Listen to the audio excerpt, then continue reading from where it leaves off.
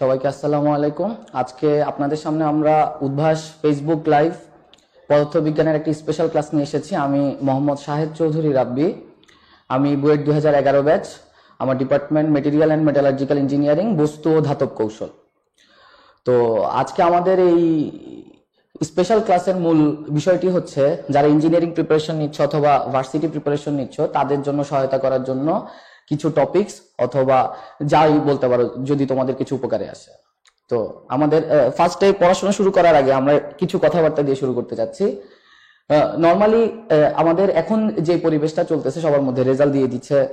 এখন স্টুডেন্টদের মধ্যে যে জিনিসটা কাজ করতেছে, কেউ ভালো করছে, কেউ খারাপ করছে, কারো আশা পূর্ণ হয়েছে, কারো আশা পূর্ণ হয় নাই। তো সেই ক্ষেত্রে আমাদের যে বিষয়টা এখন খেয়াল রাখা উচিত যে তুমি কেন কি করতেছো।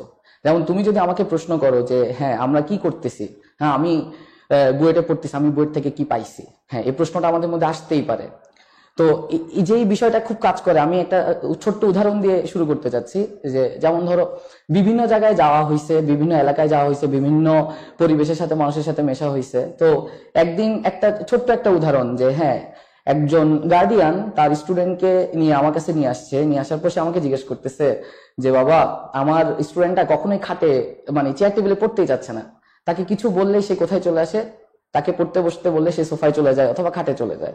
তার মন্তব্য হচ্ছে তোমার কথা আমার স্টুডেন্ট শুনবে, তুমি বলো যে হ্যাঁ তুমি চেয়ার টেবিলে বসো, চেয়ার টেবিলে বসলেই পড়া হবে। তো তখন আমি সেই গার্ডিয়ানকে বোঝানোর চেষ্টা করছিলাম। তো কেন জানি সে ফার্স্টে বুঝতে চায় নাই। তো পরে আমি তাকে বললাম যে আপনি চলেন, আপনি একটু নিচে চলেন, নিচে একটা রেস্টুরেন্ট আছে, চলেন আমরা খেতে যাই। তো সে অবাক হয়ে গেছে আমি হঠাৎ তাকে এই কোশ্চেন কেন করতেছি, হ্যাঁ কেন হঠাৎ করে আমরা খেতে যাওয়ার বিষয়টা নিয়ে কেন আলোচনা করতেছি। তার স্টুডেন্ট চেয়ার টেবিলে বসতে চাচ্ছে না, সে খাটে বসে পড়তে চাচ্ছে, খাটে বসে পড়লে তার পড়া হচ্ছে না। এই টপিক নিয়ে সে যখন কথা বলতে আসছে সে বুঝতেই পারে না আমি কেন তাকে বলতেছি যে হ্যাঁ তুমি কেন রেস্টুরেন্টে চলেন। তা আমি বললাম যে দেখেন রেস্টুরেন্টে তো চেয়ার টেবিল আছে, রেস্টুরেন্টের চেয়ার টেবিলে তো আমি আপনার স্টুডেন্টকে নিয়ে পড়াইতে পারতাম, কিন্তু সেটা তো আমি পারতেছি না, কারণ ওটা একটা খাওয়ার পরিবেশ। মূল বিষয়টা হচ্ছে পরিবেশটা একটা ফ্যাক্টর। আমি কখনোই ওই ধরনের চেয়ার টেবিলে গিয়ে পড়তে পারবো না, কারণ ওটা একটা খাওয়ার পরিবেশ। সো আমি যদি তোমাকে পরিবেশ দিয়ে দিতে পারি, সেটা খাট হোক, সেটা সোফা হোক, আর সেটা চেয়ার টেবিল হোক, তুমি পড়তে পারবা। সো পরিবেশ একটা ফ্যাক্টর। বুয়েট আমাকে এই পরিবেশটা তৈরি করে দিছে। যেই পরিবেশে যাওয়ার পর আমি দেখতে পাইছি যে বাংলাদেশের সেরা সেরা অনেকগুলো স্টুডেন্ট চলে আসছে, যাদের সাথে প্রতিযোগিতা করে আমাকে টিকে থাকতে হচ্ছে। এবং তুমি যদি ওই পজিশনে টিকে থাকতে চাও তাহলে তোমাকে অবশ্যই ওই পজিশনে প্রতিযোগিতা করে টিকে থাকতে হবে। আমরা চাচ্ছি সেই প্রতিযোগিতার দিকে তোমরা ধাবিত হও। যে কোনো পাবলিক ইউনিভার্সিটিতে তুমি পড়তে চাও না কেন, তোমাকে অবশ্যই প্রতিযোগিতা করে যেতে হবে। তুমি একটা স্বপ্ন দেখছো, স্বপ্ন সেটা যেটা তুমি ভাবতে চাচ্ছ, যেটা তুমি ভেবে তাকে উপস্থাপন করতে পারবা। স্বপ্ন সেটা না যেটা তুমি ঘুমিয়ে ঘুমিয়ে ভাবতেছো। সেই স্বপ্ন জয়ের পথে আমরা তোমাদেরকে নিয়ে যাওয়ার জন্য একটু চেষ্টা করতেছি। আমরা আজকে যেটা ভেবে নিছি সেটা হচ্ছে আমরা তড়িতের কিছু বিষয় নিয়ে আলোচনা করব। আর আমরা বেশ কিছু রেসপন্স নিছি স্টুডেন্টদের কাছ থেকে। তো আমরা চেষ্টা করব হচ্ছে চুম্বকের কিছু যদি জিনিসপাতি আমরা সময় করে কুলাইতে পারি তাহলে আমরা সেটাও দেখিয়ে দিব। তো আমরা ফার্স্টে শুরু করতেছি হচ্ছে তড়িতের একদম ছোট্ট থেকে। আমরা যতদূর পারবো চেষ্টা করব হচ্ছে যত ধরনের স্টুডেন্ট আছে আমরা সবার কাছে এই তথ্যটা পৌঁছে দিতে যাচ্ছি। তো আমরা ফার্স্টে যেটা শুরু করতেছি সেটা হচ্ছে তড়িতের একটি বিষয় থেকে। প্রথমে আমরা সবাই তড়িতে যে বিষয়টা নিয়ে আমরা জানি সেটা হচ্ছে ওহমস ল। ওহমস ল আমাদের কি বলছে, যদি তাপমাত্রা স্থির থাকে, তাপমাত্রা স্থির থাকলে যে কোনো একটি রোধের ভিতর দিয়ে যেই পরিমাণ কারেন্ট পরিবহন হবে সেই কারেন্টটা হচ্ছে রোধের দুই প্রান্তের বিভব পার্থক্যের সমানুপাতিক। কোনো একটা জায়গায় তাহলে আই ইজ সমানুপাতিক চিহ্ন উঠানোর ফলে আমরা কি পেয়ে যাব, একটা সমানুপাতিক ধ্রুবক পেয়ে যাব, যাকে আমরা বলতেছি হচ্ছে পরিবাহিতা জি। তাহলে তুমি কি এখানে দেখতে পাচ্ছ, তাহলে এই জি এর বদলে আমরা পরবর্তীতে বসাইছিলাম হচ্ছে 1/r এবং 1/r into V, that's why আমরা পেয়ে যাচ্ছি ভি ইকুয়ালস টু আইআর। আমরা এই তথ্যটা দিয়ে কেন ক্লাসটা শুরু করছিলাম, কোনো একটা জায়গায় চলতড়িতের কথা বললে স্টুডেন্টদের মাথায় সবচেয়ে বড় ভীতির বিষয় হচ্ছে সবাই মনে করে হচ্ছে চলতড়িৎ থেকে সার্কিট সলভ আসা মানে তুল্য রোধ আসা, অথবা সার্কিট টাইপের কিছু একটা আসবে যেখান থেকে আমরা বেশিরভাগ সময় রোধের প্রবলেম গুলা সলভ করব। সেটা না, আমরা যে জিনিসটা দেখতে চাচ্ছি সেটা হচ্ছে তুমি যখনই দেখতেছো এটা একটা তড়িৎ, তড়িৎ নিয়ে যখন তুমি আলোচনা করতেছো তখন তোমাকে যেটা বুঝতে হবে সেটা হচ্ছে তুমি এখান থেকে ভি এর প্রবলেম পড়তে পারো, তুমি আই এর প্রবলেম পড়তে পারো, তুমি আর এর প্রবলেম পড়তে পারো। দ্যাট মিনস তুমি এটা ধরতে পারতেছো যে তুমি ভি ইকুয়ালস টু আই আর যখন দেখতে পাচ্ছ তখন তোমার কাছে তিন ধরনের প্রবলেম আসতে পারে। রোধের প্রবলেম আসতে পারে, কারেন্টের প্রবলেম আসতে পারে, ভোল্টেজের প্রবলেম আসতে পারে। আমরা যত ধরনের সার্কিটের প্রবলেম আসতে পারে তার এমন একটা ওয়ে দেখতে চাচ্ছি আমরা সার্কিট সলভ গুলা করতে অ্যাপ্রোচ করতে পারবো ইনশাল্লাহ। তো আমরা ফার্স্টেই যেটা দিয়ে শুরু করতেছি সেটা হচ্ছে আর এর প্রবলেম। কোনো একটা জায়গায় আর থেকে কি কি প্রবলেম থাকতে পারে? নর্মালি আর থেকে যে প্রবলেমটা থাকে সেটা হচ্ছে অজানা রোধ নির্ণয় করো, কোনো একটা জায়গায় অজানা রোধ নির্ণয় করো। আর আরেকটা প্রবলেম থাকতে পারে কোনো একটা জায়গায় সার্কিট থেকে তুল্য রোধ নির্ণয় করো। কোনো একটা জায়গায় এই দুইটা হচ্ছে আমাদের আর থেকে প্রবলেম। আর থেকে এছাড়া আর বেশ কিছু প্রবলেম আছে যেগুলো আমরা পরে আগাবো। এছাড়া যদি কারেন্ট থেকে কোনো একটা জায়গায় প্রশ্ন আসে, কারেন্ট থেকে কি ধরনের প্রশ্ন আসতে পারে? কারেন্ট থেকে বেসিক্যালি যে প্রশ্নটা আসে সেটা হচ্ছে কোনো একটা জায়গায় মূল প্রবাহ অথবা মেইন কারেন্ট নির্ণয় করো, অথবা কোনো একটা জায়গায় ব্রাঞ্চ কারেন্ট অথবা শাখা কারেন্ট নির্ণয় করো। তাহলে এই হচ্ছে আমাদের দুই ধরনের আমরা প্রশ্ন। ঠিক সেম ভাবে আমাদের কোনো একটা জায়গায় ভোল্টেজের জন্য প্রশ্ন আসতে পারে যে ভোল্টেজের ক্ষেত্রে কিভাবে আমরা ভোল্টেজ, কোনো একটা ছোট্ট একটা রোধের জন্য ভোল্টেজের মানটা কিভাবে বের করতে পারি। তো আমরা ফার্স্টে যেটা দিয়ে শুরু করতেছি সেটা হচ্ছে, যেহেতু রোধের বিষয় নিয়ে শুরু করতেছি, আমরা রোধের ক্ষেত্রে যেটা দেখতে চাচ্ছি সেটা হচ্ছে কোনো একটা জায়গায় একটা রোধ যদি থাকে, সেই রোধের কি কি কম্বিনেশন হইতে পারে। এটা যদি একটা রোধ হয়, এই রোধের দুই ধরনের প্রবলেম আমরা সলভ করছি, সেটা হচ্ছে শ্রেণী সমবায়, আর আমরা ধরে নিচ্ছি হচ্ছে সেটা হচ্ছে সমান্তরাল সমবায়। শ্রেণী সমবায় আর সমান্তরাল সমবায় আমরা কিভাবে দেখতে পাইতাম অথবা আমরা কিভাবে চিনতে পারতাম? কোন একটা জায়গায় এটা যদি একটা রোধ হয় R1, এটা যদি একটা রোধ হয় R2, আমরা যেটা ভেবে নেই সেটা হচ্ছে R1 রোধটার শেষ বিন্দু এবং R2 রোধটার প্রথম বিন্দু যদি একটা নির্দিষ্ট বিন্দু হয়, তখন আমরা তাকে বলছিলাম হচ্ছে শ্রেণী সমবায়। আর সমান্তরাল সমবায়ের ক্ষেত্রে আমরা যেটা বলছিলাম সেটা হচ্ছে এটা হচ্ছে একটা রোধ, এটা হচ্ছে আরেকটা রোধ, R1 রোধ এটা, R2 রোধ এটা। R1 রোধ প্রথম রোধ এবং দ্বিতীয় রোধের প্রথম প্রান্ত, এবং প্রথম রোধের দ্বিতীয় প্রান্ত এবং দ্বিতীয় রোধের দ্বিতীয় প্রান্ত যদি একটি নির্দিষ্ট বিন্দু হয়, তখন আমরা তাকে বলছিলাম হচ্ছে সমান্তরাল সমবায়। এটা হচ্ছে একদম আমাদের একদম ফার্স্ট বেসিক একটা শ্রেণী সমবায় আর সমান্তরাল সমবায়ের হচ্ছে মেইন তথ্যগুলা, যেখানে আমরা দেখতে পাইছিলাম দুইটা রোধ শ্রেণীতে আছে, দুইটা রোধ সমান্তরালে আছে। এই ছোট্ট বেসিক গুলা থেকেই কিন্তু আমাদের বড় বড় সার্কিটের প্রবলেম যেগুলো থাকে সেগুলো সলভ করার দিকে আমরা এগিয়ে যাব। তো এইখানে আমরা তুল্য রোধের বিষয়ে আসার আগে আমরা বেশ কিছু জিনিস একটু দেখে আসতে চাচ্ছি। কোনো একটা জায়গায় যদি আমি বলি এটা হচ্ছে কোনো একটা জায়গায় একটা রোধ, এটা হচ্ছে একটা কোষ, এই কোষ হচ্ছে ই এবং তার অভ্যন্তরীণ রোধ হচ্ছে আর, এবং এইখান দিয়ে আমি একটা কারেন্ট পাস করাচ্ছি এবং এটা রোধ হচ্ছে ক্যাপিটাল আর। তাহলে সেই ক্ষেত্রে আমরা মূল প্রবাহ, এই রোধের ভিতর দিয়ে একটা মূল প্রবাহ বের করতে পারবো। এই মূল প্রবাহটা হচ্ছে I সমান সমান E বাই R প্লাস আর।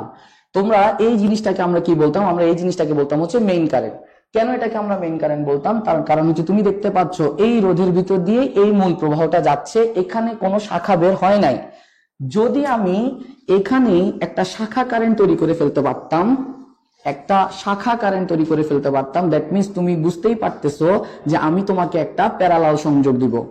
যখনই আমি তোমাকে এখান থেকে একটা প্যারালাল সংযোগ দিব, তখন তুমি খেয়াল করে দেখো এই জায়গা দিয়ে আমার কি পরিমাণ কারেন্ট যাচ্ছে, I পরিমাণ কারেন্ট যাচ্ছে।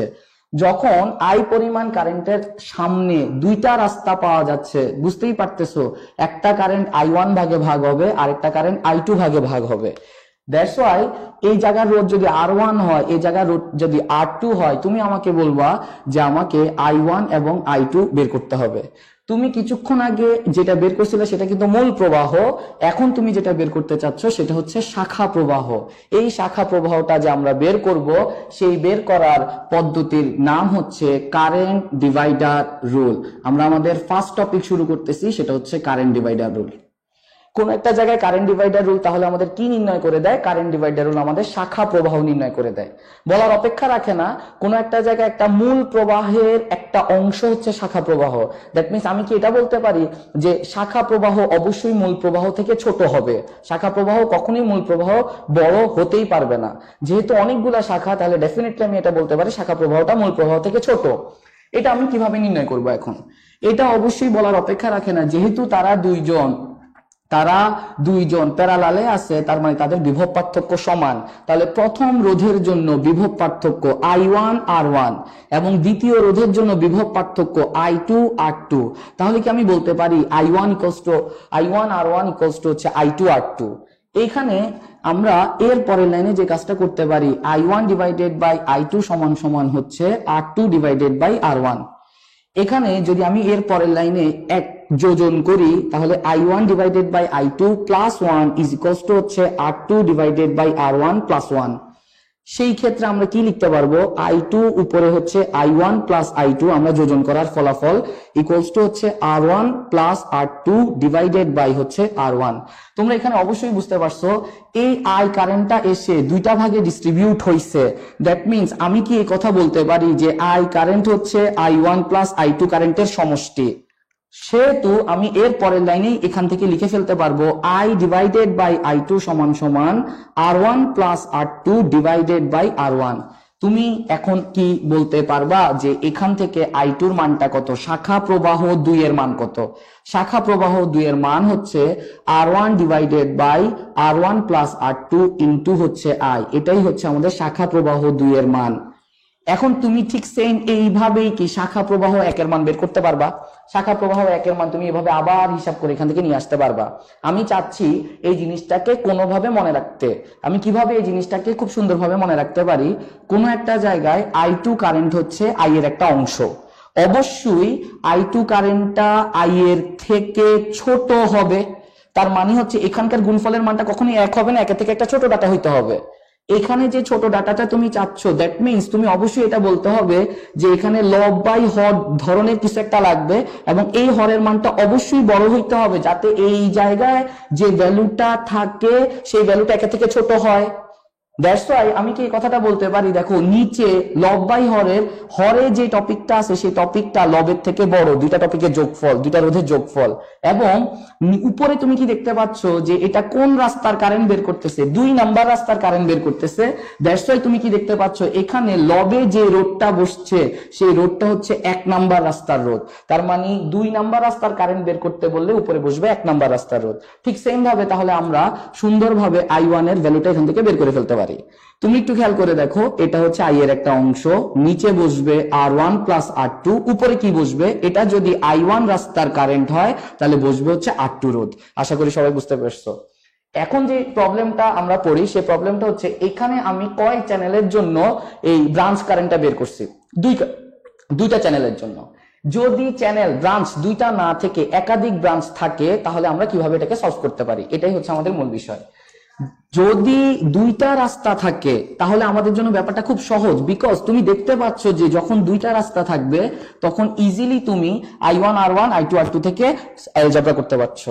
কিন্তু তুমি যখন দেখতে পাবা যে এখানে I3 R3, দ্যাট মিন্স আমি তোমাকে এখন বলে দিচ্ছি যে তুমি 3 নাম্বার রাস্তা অন করো, একটা 3 নাম্বার রাস্তা তুমি পেয়ে গেলে। তার মানে এখান দিয়ে I3 পরিমাণ কারেন্ট যাবে এবং এই জায়গার রোধের মানটা হচ্ছে R3। এরকম একটা সিচুয়েশনে আসলে তুমি কিভাবে সলভ করবা? এরকম একটা সিচুয়েশনে তুমি অনেকভাবে সলভ করতে পারো। আমরা দুইটা ওয়ে তোমাদের সামনে উপস্থাপন করতেই পারি।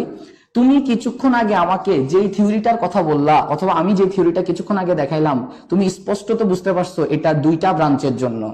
তুমি একভাবে চিন্তা করতে পারো যে আমার কাছে রাস্তা আছে 3টা, কিন্তু আমার এখানে পথ আছে তো 2টা। আমি থিওরি শিখছি 2 রাস্তার জন্য, বাট আমার কাছে আছে এখন 3 রাস্তা।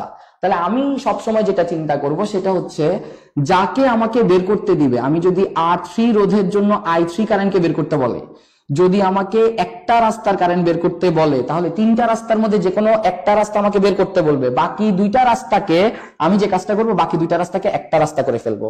দ্যাট মিনস R3 আমাকে বের করতে বলছে, R3 আমার লাগবে, R3 কে আমি রেখে দিচ্ছি। বাকি যে 2টা রাস্তা আছে R1 আর R2, এই R1 আর R2 কে আমি একটা রোধে কনভার্ট করে ফেলবো। একটা রোধে কিভাবে কনভার্ট করে ফেলবো? R1 আর R2 কিভাবে আছে? প্যারালালে আছে। দ্যাটস ওয়াই আমি এখানে তাদেরকে একটা রোধে কনভার্ট করে ফেলছি।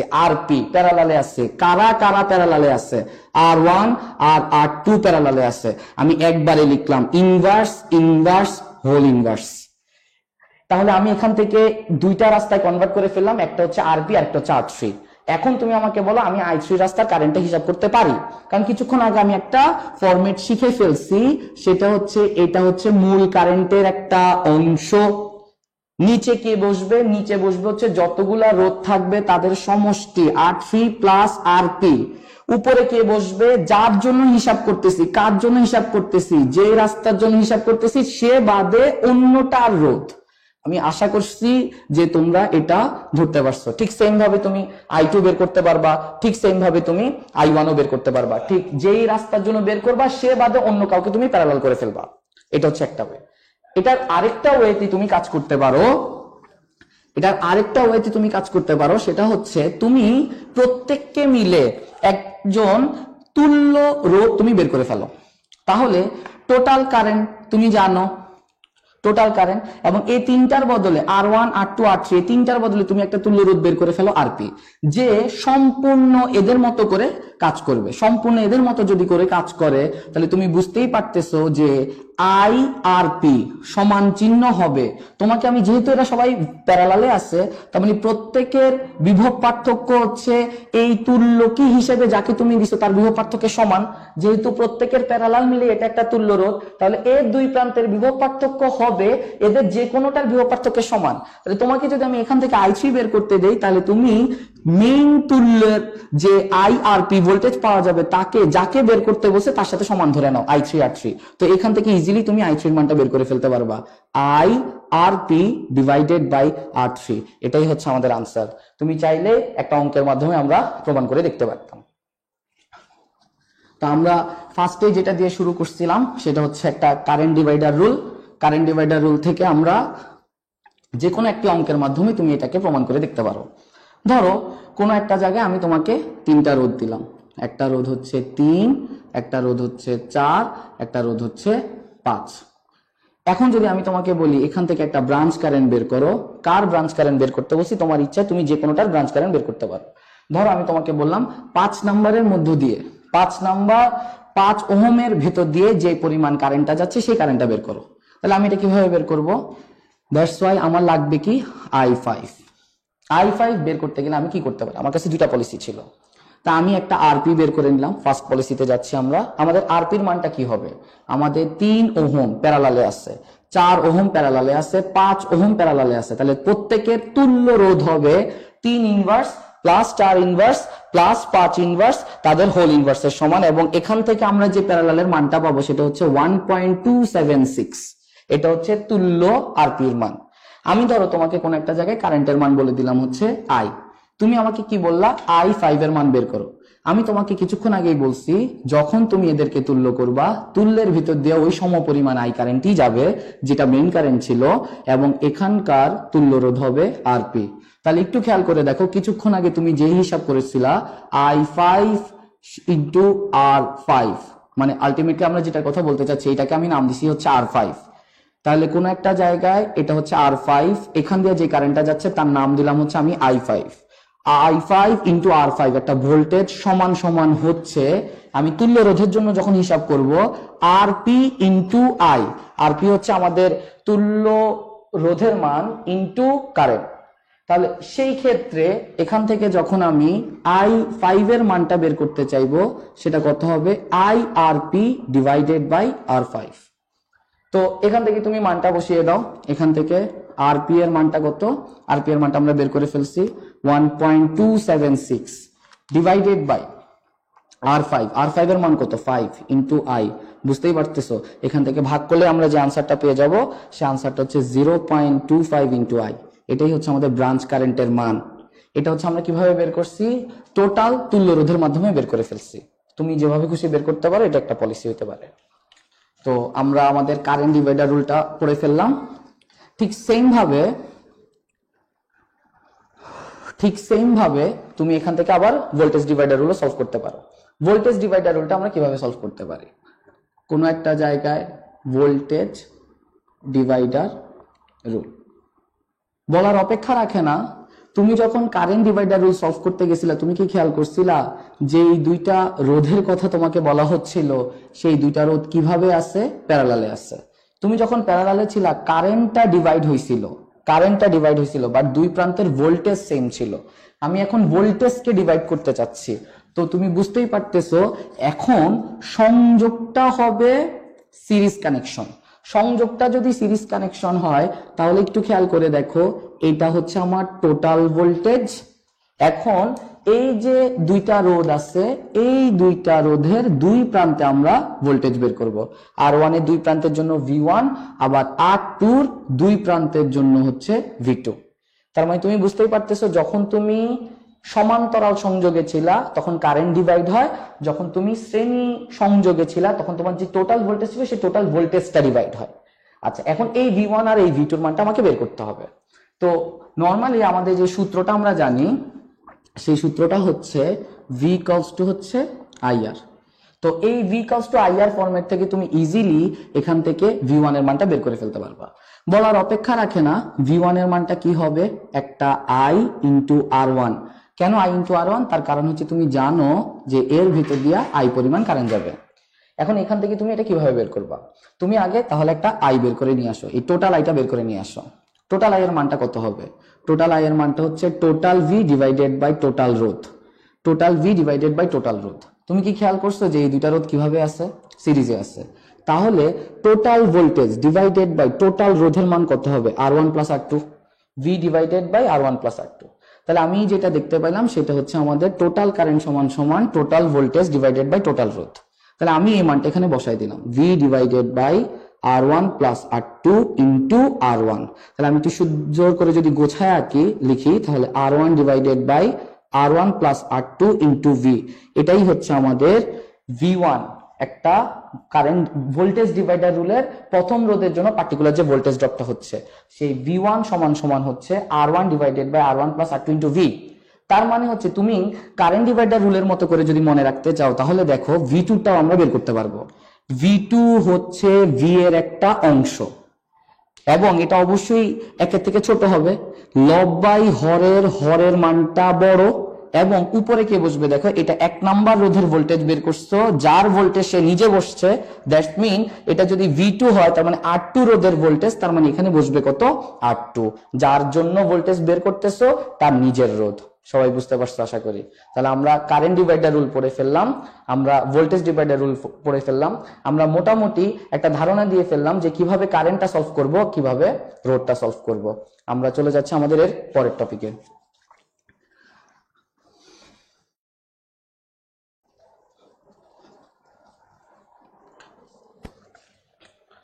আচ্ছা, এরপরে আমরা যেটা নিয়ে সবচেয়ে বেশি প্রবলেমে পড়ে সেটা হচ্ছে কারশফ। কারশফ আমরা অনেকটা সহজভাবে সলভ করতে পারি। আমরা নর্মালি কারশফের যে নিয়ম, সেই কারশফের নিয়মগুলো কি ছিল? কেসিএল, কেভিএল, কারশফের প্রথম সূত্র, কারশফের কারেন্ট ল, কেভিএল, কারশফের ভোল্টেজ ল, কারশফের বিভবের সূত্র। আমরা এই যে দুইটা সূত্র ছিল, এই দুইটা সূত্রকে কাজে লাগিয়ে কারশফের প্রবলেম সলভ করি। কখন আমি বুঝবো যে আমি কারশফের সূত্রে যাব? যখন আমি দেখব যে আমি ওহমস ল এর মাধ্যমে সলভ করতে পারছি না, তখনই আমি কারশফের সূত্রে চলে যাব। তো যখন আমি কারশফের সূত্রে যাব, তখন আমাকে যেটা খেয়াল করতে হবে, কারশফের যে দুইটা সূত্র ছিল সেই দুইটা সূত্র কেমন ছিল। একটা হচ্ছে summation of I equals to 0, যেটাকে আমরা বলছিলাম হচ্ছে কেসিএল ল, এবং বলার অপেক্ষা রাখে না এটা কোথায় অ্যাপ্লাই করতে হয়, এটা বিন্দুতে অ্যাপ্লাই করতে হয়। এবং কারশফের দ্বিতীয় সূত্র summation of V equals to 0, যেটা কোথায় অ্যাপ্লাই করতে হয়, কেভিএল, নাম হচ্ছে কেভিএল, কোথায় অ্যাপ্লাই করতে হয়? লুপে অ্যাপ্লাই করতে হয়। তার মানে আমাকে একটা লুপ সিলেক্ট করতে হবে, তারপর সেখানে কেভিএল অ্যাপ্লাই করতে হবে। আমরা একটি ম্যাথ করব, যে ম্যাথের মাধ্যমে আমরা পুরো ব্যাপারটা বুঝাই ফেলার চেষ্টা করব। এবং যে ম্যাথটা আমরা করব সেটা হচ্ছে আমাদের একটা বইয়ের অঙ্ক, আমরা যেই পাঠ্য বইটা পড়ছিলাম তপন স্যারের বইয়ের অঙ্ক। এবং এটা মোটামুটি খুব বিখ্যাত অঙ্ক, এবং এই অঙ্কটা খুব আসে, ডাটা চেঞ্জ করে দেয়, বাট এই অঙ্কটা খুব আসে। তো অঙ্কটা কিরকম ছিল তার আগে আমরা এই কেসিএল আর কেভিএল এর একটু ব্যাখ্যা শুনে আসি। যখন তোমাকে বলা হবে summation of I equals to 0, বলার অপেক্ষা রাখে না এটা আমরা কিভাবে হিসাব করব। একটা বিন্দুতে যতগুলা কারেন্ট আসবে এবং যতগুলা কারেন্ট চলে যাবে তাদের সমষ্টি হবে 0। তাহলে একটু খেয়াল করে দেখি, এখানে I1 কারেন্টটা আসছে, I2 কারেন্টটা আসছে, I3 কারেন্টটা আসছে, I4 কারেন্টটা চলে গেছে, I5 কারেন্টটা চলে গেছে। তাহলে আমি যদি এখানে বলি summation of I equals to 0, that's why তুমি কি দেখতে পাচ্ছ I1, I2, I3, I4, I5, এই পাঁচটা কারেন্টের সমষ্টি হচ্ছে 0। তাহলে সেই ক্ষেত্রে একটু দেখো, আমি যদি আগত কারেন্টকে পজিটিভ ধরি, I1 আসছে, I2 আসছে, I3 আসছে, তাহলে কারা কারা আসছে? I1 আসছে, I2 আসছে, I3 আসছে, তিনটা কারেন্টকে আমি পজিটিভ ডিরেকশন ধরছি। তাহলে যারা চলে গেছে তাদেরকে আমি নেগেটিভ ধরবো। তাহলে I4 চলে গেছে, I5 চলে গেছে। তাহলে কি আমি বলতে পারি যে আগত কারেন্ট ইজ ইকুয়ালস টু হচ্ছে চলে যাওয়া কারেন্ট। তাহলে I1 plus I2 plus I3 equals to I4 plus I5। এটাকে আমরা বলতেছি হচ্ছে কার্শফের কারেন্ট ল। আমরা এরপর চলে যাচ্ছে হচ্ছে কার্শফের ভোল্টেজ লতে। কার্শফের ভোল্টেজ লটা আমাদের কি বলছে? কোন একটা লুপে summation of V equals to 0 হবে। কোন একটা লুপে summation of V equals to 0 হবে। তাহলে একটু খেয়াল করে দেখো, আমি যদি এভাবে একটা লুপ কল্পনা করি, এভাবে একটা লুপ কল্পনা করি, এটা হচ্ছে একটা লুপ। এখানে একটা ব্যাপার আছে, লুপ যে তুমি ধরবা, লুপে তোমাকে একটা ডিরেকশন ধরে নিতে হবে। তুমি কি এটাকে ক্লক ধরবা না তুমি এটাকে অ্যান্টি ক্লক ধরবা, এটা তোমার উপর। তাহলে একটু খেয়াল করে দেখো, আমি সব সময় ক্লকে ধরছি। তাহলে এটা হচ্ছে R1 একটা রোধ, এটা হচ্ছে R2 একটা রোধ, এটা হচ্ছে একটা কোষ ই। তাহলে আমরা এখানে যেটা করি সেটা হচ্ছে I1 R1, আমি ধরে নিলাম R1 এর ভিতর দিয়ে যে কারেন্টটা গেছে সেটা হচ্ছে I1। আমি ধরে নিলাম R2 এর ভিতর দিয়ে যে কারেন্টটা যাচ্ছে সেটা হচ্ছে I2। তাহলে I1 R1, I2 R2 এবং ই, এই তিনটা মিলেই তো আমার ভোল্টেজ। এই ভোল্টেজের সমষ্টি হচ্ছে 0। আমার এখানে কি কি বসানো বাকি? প্লাস মাইনাস বসানো বাকি। তো আমরা যেভাবে চিন্তা করতেছি সেটা একটু দেখো, কোনো একটা জায়গায় কারেন্টের ডিরেকশনের সাথে যদি লুপের ডিরেকশন মিলে যায় তাহলে প্লাস, না মিললে মাইনাস। কারেন্ট কোন দিকে যাচ্ছে? কারেন্ট যাচ্ছে এইদিকে, লুপও যাচ্ছে এইদিকে, তার মানে দুইটা ডিরেকশন মিলছে। যদি মিলে তাহলে প্লাস। কারেন্টের ডিরেকশন এবং লুপের ডিরেকশন যদি মিলে যায় তাহলে প্লাস। তাহলে একটু খেয়াল করে দেখো, লুপও যাচ্ছে এদিকে, কারেন্টও যাচ্ছে এদিকে, তার মানে মিলছে, প্লাস। কারেন্ট যাচ্ছে নিচে, লুপও যাচ্ছে নিচে, দ্যাট মিনস I2 টাও কি হবে? প্লাস। ই এর হিসাবটা বাকি আছে। ইও তো একটা ভোল্টেজ, I1 R1 একটা ভোল্টেজ, I2 R2 একটা ভোল্টেজ, ইও তো একটা ভোল্টেজ। এই ই এর হিসাবটা এখন আমি কিভাবে করব? কোন একটা জায়গায় এই লুপটা কোষের কোন প্রান্ত দিয়ে প্রবেশ করছে? মাইনাস প্রান্ত দিয়ে প্রবেশ করছে। তাহলে একটু খেয়াল করে দেখো, এটা হচ্ছে মাইনাস ই। এখন একটু খেয়াল করে দেখো, তোমরা যখন বইতে পড়ছিলে তখন বইটাকে তোমরা ইটাকে ওই পাশে পড়ছিলা। আমি যেটা করছি summation of V equals to 0 লিখছি। দ্যাট মিনস যতগুলা ভোল্টেজ হইতে পারে সবার সমষ্টিটা 0। তখন তুমি হিসাব করবে কিভাবে? ই এর সামনে প্লাস বসবে না মাইনাস বসবে। কোনো একটা জায়গায় লুপটা কোষের যেখান দিয়ে প্রবেশ করবে সেই চিহ্নটা এখানে বসবে। যদি কোনো কারণে লুপটা এইভাবে বসতো, কোন একটা কারণে ধরো প্লাসটা নিচে মাইনাসটা উপরে, তার মানে লুপটা যদি এভাবে প্রবেশ করতো, তার মানে প্লাস প্রান্ত দিয়ে প্রবেশ করছে, দ্যাটস ওয়াই ই এর সামনে তখন প্লাস বসতো, ওইটা ওই পাশে গেলে মাইনাস ই হয়ে যেত। সবাই বুঝতে পারছি আশা করি। তো এখন আসো, আমরা এটাতে একটা সিঙ্গেল লুপ ছিল, আমরা যে অঙ্কটা করতে চাচ্ছি সেটা হচ্ছে ডাবল লুপের। যে অঙ্কটা মানে সাধারণত আসার মতো একটা অঙ্ক আর কি। কোনো একটা জায়গায় আমাদের লুপ যেটা ছিল সেটা হচ্ছে অনেকটা এরকম, এটা হচ্ছে একটা রোধ, এটা হচ্ছে আরেকটা রোধ, এটা হচ্ছে আরেকটা রোধ, এটা হচ্ছে আরেকটা কোষ। যখনই আমি এরকম একটা সিচুয়েশন দেখতে পাইছি, তার মানে আমি বুঝতে পারলাম যে এই জায়গাতে ওহমস ল অ্যাপ্লাই করা সম্ভব না। যখনই আমি ধরতে পারলাম যে এই জায়গায় ওহমস ল অ্যাপ্লাই করা সম্ভব না, তখনই আমি বুঝতে পারছি যে আমি এখানে কি অ্যাপ্লাই করব? কার্শফ অ্যাপ্লাই করব।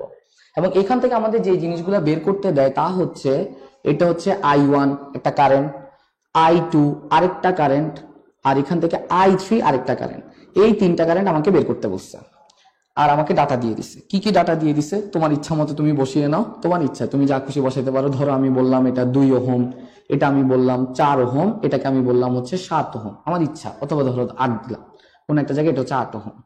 এটা হচ্ছে 2 ভোল্টেজ, এটাকে দিলাম হচ্ছে 10 ভোল্টেজ। আন্দাজে আমরা যে কোনো ভাবে হচ্ছে আনসারটা বের করতে যাচ্ছি।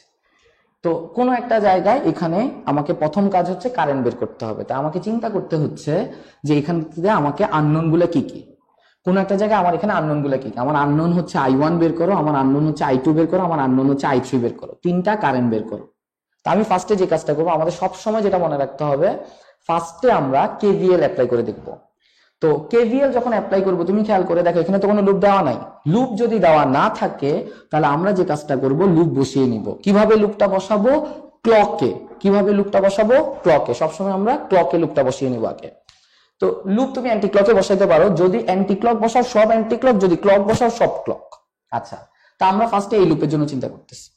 তো এই লুপের ভিতরে যতগুলা ভোল্টেজ থাকবে ততগুলা ভোল্টেজের সমষ্টি শূন্য। তাহলে এই জায়গায় আমাদের ভোল্টেজের মান কত? এই জায়গায় আমাদের ভোল্টেজের মান হচ্ছে 2i1।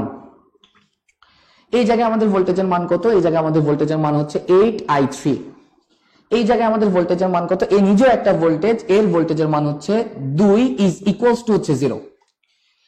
এখন আমাকে যেটা বুঝতে হবে সেটা হচ্ছে প্লাস মাইনাস। তো প্লাস মাইনাসটা আমরা কিভাবে বুঝবো একটু দেখো। প্লাস মাইনাসটা বোঝার জন্য আমরা যেটা বলছিলাম, লুপের ডিরেকশনের সাথে কারেন্টের ডিরেকশন মিললে প্লাস, না মিললে মাইনাস। কারেন্ট যাচ্ছে এইদিকে, লুপও যাচ্ছে এইদিকে, মিলছে তাহলে এটা প্লাস। কারেন্ট যাচ্ছে নিচে, এই লুপটা এখান দিয়ে এই রোডটাকে ক্রস করার সময় কোন দিকে নামছে? নিচে, তাহলে এটাও কি হবে? প্লাস। আর ভোল্টেজের হিসাবটা কি শিখেছিলাম ভাইয়া? ভোল্টেজের হিসাবটা ছিল হচ্ছে এই লুপটা কোষের কোন প্রান্ত দিয়ে প্রবেশ করছে? লুপটা কোষের মাইনাস দিয়ে প্রবেশ করছে, দ্যাটস ওয়াই এখানে বসবে কি একটা মাইনাস। তাহলে আমরা একটা ইকুয়েশন ড্র করে ফেলছি, ইকুয়েশন নাম্বার 1। ঠিক সেম ভাবে তুমি আবার এই লুপের জন্য হিসাব করতে পারবা।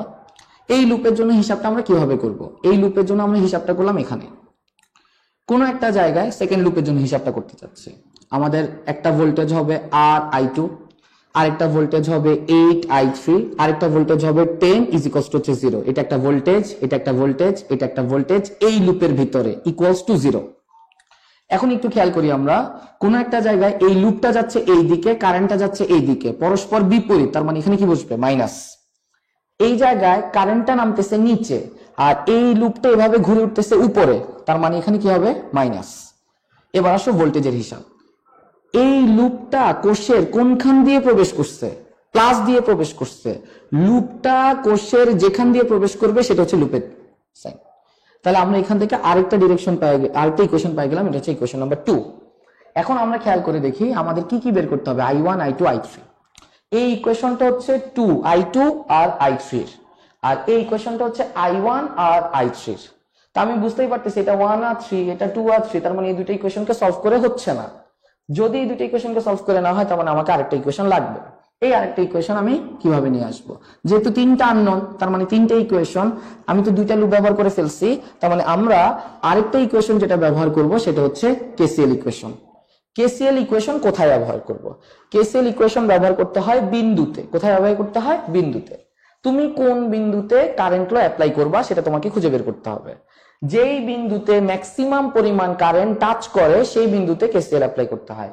তুমি দেখো যখন তুমি এই বিন্দুতে থাকবা তখন তোমার কয়টা কারেন্ট টাচ করে? এই বিন্দুতে একটা কারেন্ট টাচ করবে, এখানেও একটা কারেন্ট টাচ করবে। যখন তুমি এই বিন্দুতে থাকবা তুমি খেয়াল করে দেখো এই বিন্দুতে i1 আসছে, i2 আসছে, i3 চলে গেছে, তার মানে এই বিন্দুতে কয়টা কারেন্ট টাচ করে? তিনটা। যেই বিন্দুতে সবচেয়ে বেশি পরিমাণ কারেন্ট টাচ করবে সেই বিন্দুতে কেসিএল অ্যাপ্লাই করব। দ্যাটস ওয়াই আমি যদি এই বিন্দুতে কেসিএল অ্যাপ্লাই করি, আগত কারেন্ট ইজ ইকুয়ালস টু হচ্ছে চলে যাওয়া কারেন্ট, তার মানে i1 plus i2 equals to হচ্ছে i3। এটাই হচ্ছে আমাদের কেসিএল ইকুয়েশন। এই মানটা আমরা খেয়াল করে দেখো 1 নং আর 2 নং এ বসাই দিতে পারবো।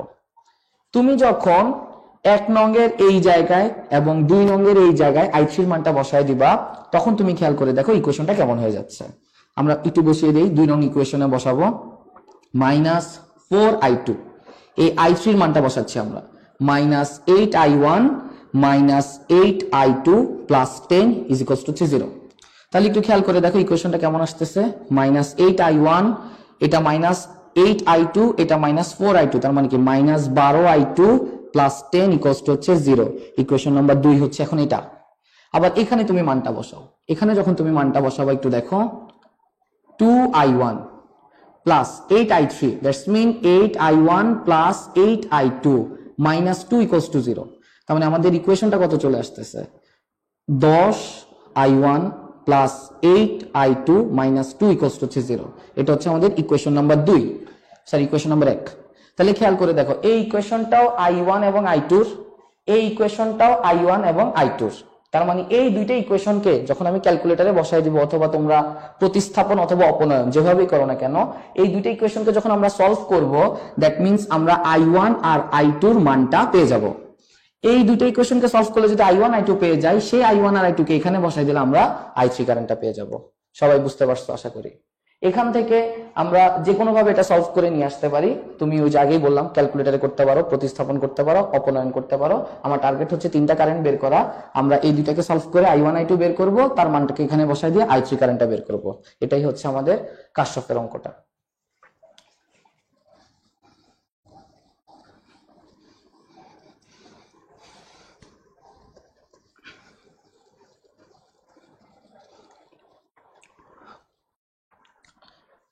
তো মোটামুটি আমরা অনেকটা বিষয় শিখে ফেলছি। তোমাদের কাছে 1 মিনিটের বিরতি।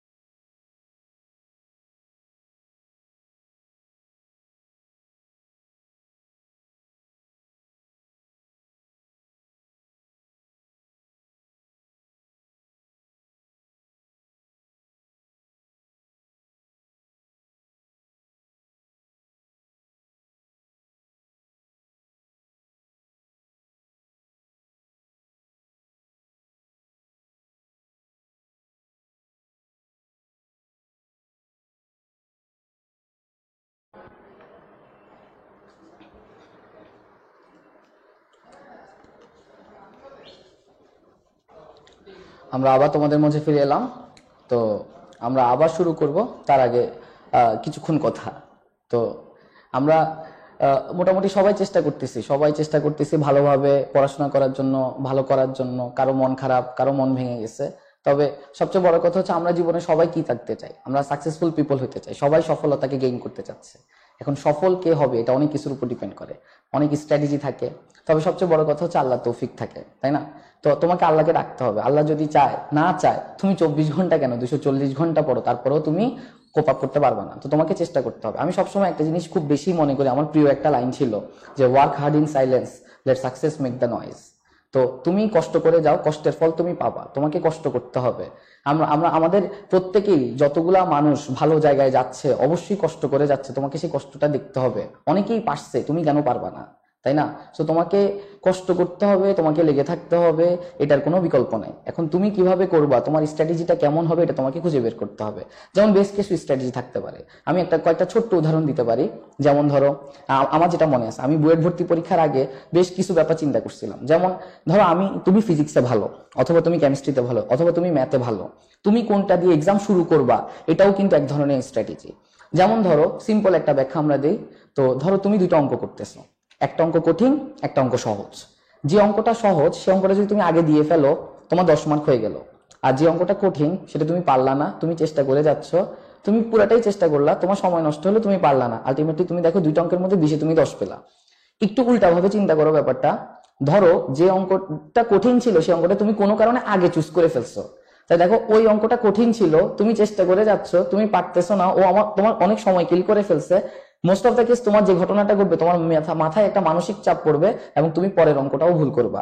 তো যে ঘটনা দেখা যাচ্ছে তুমি 20-এ পাচ্ছ 0। তো তোমাকে চুজ করতে হবে, তুমি কোন অঙ্কটা চুজ করবা, কোন অঙ্কটা আগে আনসার করবা, কোন সাবজেক্টটাকে আগে আনসার করবা। তুমি ফিজিক্সে ভালো, তার মানে এই নয় যে তুমি ফিজিক্স দিয়েই শুরু করবা। তোমাকে খুঁজে বের করতে হবে তুমি কোনটা দিয়ে আগে শুরু করবা, কোনটাতে তুমি খুব র্যাপিড আনসার করতে পারবা, কোনটা তোমাকে মানসিক চাপ ফেলবে না, তুমি খুব র্যাপিড আনসার করে শেষ করে ফেলতে পারবা। অনেকগুলো বিষয় কাজ করে। এর চেয়ে সবচেয়ে বড় কথা হচ্ছে তুমি কষ্ট করে যাবা, তুমি চেষ্টা করবা, তুমি কিসে ভালো তুমি এটা খুঁজে বের করবা। আমাদের সবচেয়ে বড় সমস্যা কি জানো? আমাদের সবচেয়ে বড় সমস্যা হচ্ছে তুমি এটাই জানো না যে কোনটা তুমি জানো না। তুমি যখন জানবা যে কোনটা তুমি জানো না, তুমি কিন্তু বলে ফেলতে পারবা যে আমি এটা জানি না, আমাকে এটা করতে হবে, আমাকে এটা জানতে হবে। তুমি তো এটাই জানো না যে কোনটা তুমি জানো না, সো খুঁজে বের করো তুমি কোনটা জানো না, কোনটা করলে তোমার ভালো হবে। ঠিক আছে, আসো আমরা শুরু করতেছি। আমরা যেটা দিয়ে এখন শুরু করতেছি সেটা হচ্ছে, আমরা বিষয়টার নাম লিখতেছি, সেটার নাম হচ্ছে নোড।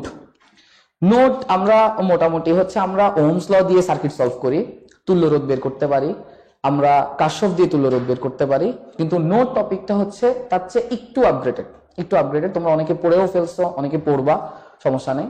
তো আমরা নোডের যে মেইন যে থিওরি, এই মেইন থিওরি তো মোটামুটি বিশাল বড়ই হবে, তো আমাদের তো অতটুকু আমরা কভার করতে পারবো না। আমরা জাস্ট ছোট বাংলা ভাষা দিয়ে তোমাকে জাস্ট 4টা নিয়ম বলবো আমি। এই 4টা নিয়মের মাধ্যমে আমরা নোডের মাধ্যমে তুল্য রোধ সলভ করে ফেলতে পারবো। তো মাঝে মধ্যে যে ঘটনাটা ঘটে, এমন কিছু সার্কিট চোখে পড়ে যে সার্কিট গুলো দেখলে বুঝাই যাচ্ছে না এটাকে আমি তুল্য রোধ যে বের করবো, অথবা আমাকে কোনো কিছু যদি সলভ করতেও দেয় আমি বুঝতেই পারতেছি না যে ব্রাঞ্চ গুলো কিভাবে কাজ করতেছে। তখন যে কাজটা করতে হয়, তখন হচ্ছে আমরা একটু সহায়তা নিতে পারি, নোডের সহায়তা নিতে পারি, ও তোমার সার্কিটটাকে সহজ করে দিবে। আচ্ছা, তো নোডের জন্য আমরা জাস্ট 4টা নিয়ম দেখাবো। তোমরা যারা খাতা কলম নিয়ে বসছো তারা মনে রাখতে পারো, এটা তোমাদের বিভিন্ন জায়গায় তোমাদের লেভেলে যে কোনো অঙ্কে তোমাদের বিপদ থেকে বাঁচায় দিবে ইনশাল্লাহ। আচ্ছা, তো নোডের যে 4টা নিয়ম, কোন একটা জায়গায় এটা যদি একটা রোধ হয়, সবসময় মনে রাখবা এই রোধটাকে আমরা বলতেছি হচ্ছে একটা অ্যাক্টিভ এলিমেন্ট। একটা অ্যাক্টিভ এলিমেন্টের দুই প্রান্তে দুইটা ভিন্ন নাম বসে, দুই প্রান্তে দুইটা ভিন্ন নাম বসে। এখন তুমি বলবা যে এই নামগুলা কি? এই নামগুলাই হচ্ছে আমাদের নোড, এ একটা নোড, বি একটা নোড। তাহলে কি আমি বলতে পারি যে রোধের দুই পাশে দুইটা নাম বসে, দ্যাটস মিন দুইটা নোড বসে, আমরা এইভাবে বলতে। তো তুমি যদি দেখো, এটা হচ্ছে নিয়ম নাম্বার 1। নিয়ম নাম্বার 2 হচ্ছে, এটা হচ্ছে ধরো কোনো একটা জায়গায় একটা কন্টিনিউয়াস লাইন, এটা যদি একটা কন্টিনিউয়াস লাইন হয় তাহলে এর ভিতরে কোনো অ্যাক্টিভ এলিমেন্ট নাই, দ্যাটস মিন আমি এখানে বলতে পারি যে দুই প্রান্তে দুইটা সেম নাম হবে। কোনো একটা জায়গায় এটা একটা রোধ, একটা অ্যাক্টিভ এলিমেন্ট, দুই প্রান্তে দুইটা ভিন্ন নাম, এটা কন্টিনিউয়াস লাইন, সেম নাম। আমি আবার বলতেছি, একটা অ্যাক্টিভ এলিমেন্ট, দুই প্রান্তে দুইটা ভিন্ন নাম, এটা কন্টিনিউয়াস লাইন, সেম নাম। নিয়ম নাম্বার 3, যদি আমরা সিরিজের কথা চিন্তা করি, তাহলে এটার নাম হবে এ, এটার নাম হবে বি, তাহলে এটার নাম হবে হচ্ছে সি। আমি তোমাকে কিছুক্ষণ আগে বলছিলাম একটা রোধ, তার মানে হচ্ছে তার দুই পাশে দুইটা ভিন্ন নাম হবে। তাহলে এ রোধের দুই প্রান্তে এ আর বি বসে গেছে, তার মানে এটা হচ্ছে একটা নতুন রোধ, তার মানে তার দুই পাশে, এক পাশে হবে বি আর এক পাশে হবে সি। আচ্ছা, তাহলে এখান থেকে যদি আমি তুল্য রোধ বের করি, তাহলে তুল্য রোধ কি হবে? তুল্য রোধ কি একটা বিন্দুর সাপেক্ষে বের হয়, দুইটা বিন্দুর সাপেক্ষে বের হয়। একটু খেয়াল করে দেখো, এটা হচ্ছে একটা কোষ, এই কোষের দুই বিন্দুর সাপেক্ষে তুল্য রোধ বের হবে। তাহলে খেয়াল করো, এই কোষের এক প্রান্ত হচ্ছে এ তে আছে, আরেক প্রান্ত হচ্ছে সি তে আছে। তাহলে যেই তুল্য রোধটা তুমি বের করবা, তার এক প্রান্তের নাম হবে এ, তার আরেক প্রান্তের নাম হবে হচ্ছে সি। তুমি কি একটা বিষয় খেয়াল করছো, যখন তুমি সিরিজ কানেকশন প্রয়োগ করছো, তখন যেই নোড ছিল তোমার কাছে, কয়টা নোড ছিল? এ বি সি, 3টা নোড ছিল, নোড হয়ে গেছে এখন কয়টা? 2টা। তার মানে হচ্ছে একটা নোড ভ্যানিশ হয়ে গেছে অথবা বাদ পড়ে গেছে। কোন নোডটা ভ্যানিশ হয়ে গেছে? যেই পজিশনে তুমি সিরিজটা অ্যাপ্লাই করছো, সিরিজ সমবায় অ্যাপ্লাই করছো, সেই পজিশনেই হচ্ছে তোমার নোডটা বাদ পড়ে গেছে। বুঝতে পারছো? এটা হচ্ছে 1 নাম্বার নিয়ম, এটা 2 নাম্বার নিয়ম, এটা 3 নাম্বার নিয়ম। আমরা চলে যাচ্ছি আমাদের 4 নাম্বার নিয়মে। আমাদের 4 নাম্বার নিয়মটা কি? আমরা সিরিজ পড়ছি, দ্যাটস মিন আমরা এখন প্যারালালে যাব। কোন একটা জায়গায় ধরে নাও এটা হচ্ছে একটা প্যারালাল কানেকশন। এটা যদি একটা প্যারালাল কানেকশন হয়, তাহলে খেয়াল করো, এটা হচ্ছে একটা এ বিন্দু, এটা হচ্ছে একটা বি বিন্দু। তাহলে তুমি একটু খেয়াল করো, এটা যদি একটা রোধ হয়, তাহলে এ প্রান্তের নাম হচ্ছে এ, তার এ প্রান্তের নাম হচ্ছে বি, তার মানে একটা অ্যাক্টিভ এলিমেন্ট, তার দুই প্রান্তে দুইটা ভিন্ন নাম। আবার তুমি খেয়াল করো, এটাও তো আবার একটা রোধ, এটাও তো একটা অ্যাক্টিভ এলিমেন্ট, তার এরও দুই প্রান্তে দুইটা ভিন্ন নাম। তাহলে তুমি যদি এখানে তুল্য রোধ অ্যাপ্লাই করো, তাহলে একটু খেয়াল করে দেখো, এটা হচ্ছে এ বিন্দু, এটা হবে বি বিন্দু। খেয়াল করে দেখো, এখানে তোমার নোডও ছিল 2টা, তুল্য করার পরও নোড আছে 2টা, দ্যাটস মিন কোনো নোড ভ্যানিশ হয় নাই, কোনো নোড বাদ পড়ে নাই। আচ্ছা, তাহলে একটু খেয়াল করে দেখো, আমাদের 4টা নিয়ম ছিল, একটা অ্যাক্টিভ এলিমেন্ট, দুই প্রান্তে দুইটা ভিন্ন নাম, কন্টিনিউয়াস লাইন, সেম নাম। সিরিজ ছিল, তুল্য রোধ বের করতে পারি, যেই জায়গাতে সিরিজ হয় সেখান থেকে একটা নোড বাদ পড়ে যায়। আর যখন তুমি প্যারালাল করবা, কোনো নোড বাদ পড়ে না। আচ্ছা, এতটুকু যদি আমি জানতে পারি, এখানে আমি একটা কথা তোমাদেরকে বলতে পারি। এই ঘটনাটাকে আমি দুইভাবে ব্যাখ্যা করতে পারি তোমার সামনে। তুমি একটু খেয়াল করে দেখো, এটা হচ্ছে R1 রোধ, এর দুই প্রান্তের নাম কি? এ এবং বি। এটা হচ্ছে R2 রোধ, এই দুই প্রান্তের নাম কি? A এবং B। একটু খেয়াল করো ভাইয়া, R1 রোধ এবং R2 রোধ, যে দুইটা রোধের কথা তোমাকে বলে দেওয়া আছে, R1 রোধ এবং R2 রোধ, এই দুইটা রোধ কিভাবে আছে? প্যারালালে আছে। এই রোধেরও নাম কি? AB। নিচের রোধেরও নাম কি? AB। আমি কি তাহলে বলতে পারি যে এই দুইটা রোধ দেওয়া আছে, প্যারালালে আছে এবং তাদের দুই প্রান্তের নাম কি? Same, AB। R1 ও AB, R2 ও AB। তাহলে দুইটা রোধ যদি প্যারালালে থাকে তাহলে তাদের দুই প্রান্তের নাম কি হবে? সেম হবে। আমি কি উল্টা ভাবে বলতে পারি দুইটা রোধের দুই প্রান্তের নাম সেম, তার মানে তারা প্যারালালে আছে? আমি আবার বলতেছি, দুইটা রোধ প্যারালালে আছে, তার মানে হচ্ছে তাদের দুই প্রান্তের নাম সেম। আমি উল্টা করে বলতেছি, অনেকগুলা রোধের দুই প্রান্তের নাম সেম, তার মানে তারা প্যারালালে আছে। এইটুকু যদি তথ্য তুমি বুঝতে পারো তাহলে আমরা এতটুকু তথ্য দিয়ে আমরা অঙ্কগুলো সলভ করে ফেলতে পারবো। কিভাবে অঙ্কগুলো সলভ করে ফেলতে পারবো এটা একটু দেখো। ধরো আমরা এই ধরনের অঙ্কগুলা মাঝে মধ্যে আমরা ফেস করি। ধরো এটা হচ্ছে একটা রোধ, এটা হচ্ছে একটা রোধ, এটা হচ্ছে একটা রোধ। এই তিনটা রোধ কিভাবে আছে? সিরিজে আছে। এই যে সিরিজে আছে তিনটা রোধ, এই তিনটা সিরিজে রোধ থাকা অবস্থায় আমরা যে কাজটা করব, এখান থেকে আমরা কিছু ব্রাঞ্চ বের করে দিব, আমরা কিছু কানেকশন বসাই দিলাম এবং এইটা দিয়ে আমি একটা কোর্স কমপ্লিট করলাম। যখন আমি এখান থেকে একটা কোর্স কমপ্লিট করব তাহলে তোমার কাছে প্রশ্ন আসবে যে এই কোষের বিপরীতে, তার মানে এই কোষের এই দুই বিন্দুর বিপরীতে তোমাকে তুল্য রোধ বের করতে হবে। এই কোষের দুই বিন্দু সাপেক্ষে যখন তুমি তুল্য রোধ বের করতে চাইবা তখন তুমি কিভাবে করবা? যখনই এই তিনটা ছিল, তারপরে যখন এই ব্রাঞ্চগুলা ইউজ করা হয়েছে, তখনই তুমি বুঝতে পারতেছো যে এটাতে আর ওহমস হচ্ছে না, মানে এই চিত্রে দেখে বোঝা যাচ্ছে না যে ওহমসটা কেমন হইতে পারে। তো আমরা এখানে কার হেল্প নিব? নোড পদ্ধতিটার হেল্প নিব। নর্মালি আমরা ওহমস দিয়ে করতাম অথবা কাশ্যপ দিয়ে হেল্প নিতাম, কাশ্যপ দিয়ে সার্কিট সলভের হেল্প নিতাম, ওহম দিয়ে সার্কিট সলভের হেল্প নিতাম। এখন আমি নোডের মাধ্যমে হেল্প নিব। তো কোনো একটা জায়গায় যখন নোডের মাধ্যমে তুমি দেখবা তখন একটু খেয়াল করে দেখো, নোডে আমাদের কি করতে হয়? নাম বসাইতে হয়, নাম বসাইতে হয়। একটা অ্যাক্টিভ এলিমেন্ট, দুই প্রান্তে দুইটা ভিন্ন নাম। তাহলে এটা হচ্ছে একটা রোধ R1 অথবা যে কোনো কিছু, ধরো আমরা ধরেই নিলাম তিনটা রোধের মান সমান, তাহলে এটা হচ্ছে একটা রোধ, তার দুই প্রান্তে দুইটা ভিন্ন নাম হবে। তাহলে এটা একটা রোধ, এ প্রান্তের নাম A আর এই প্রান্তের নাম আমি বসাইলাম হচ্ছে B। ঠিক সেম ভাবে আমি পরবর্তীগুলো বসিয়ে ফেলতে পারবো। একটু দেখো, কোন একটা জায়গায় এটা যদি A হয় কন্টিনিউয়াস লাইন, তাহলে এটা কি হবে? A। আমাদের নিয়ম নাম্বার 2 ছিল কন্টিনিউয়াস লাইন সেম নাম। খেয়াল করে দেখো, এটা যদি তাহলে B হয় কন্টিনিউয়াস লাইন, এটাও কি হবে? B। তাহলে একটু দেখো ভাইয়া, এই যে একটা রোধ, এই রোধের দুই প্রান্তের নাম কি? AB। এটা আরেকটা রোধ, এই রোধেরও দুই প্রান্তের নাম কি? AB। এটা আরেকটা রোধ, এই রোধেরও দুই প্রান্তের নাম কি? AB।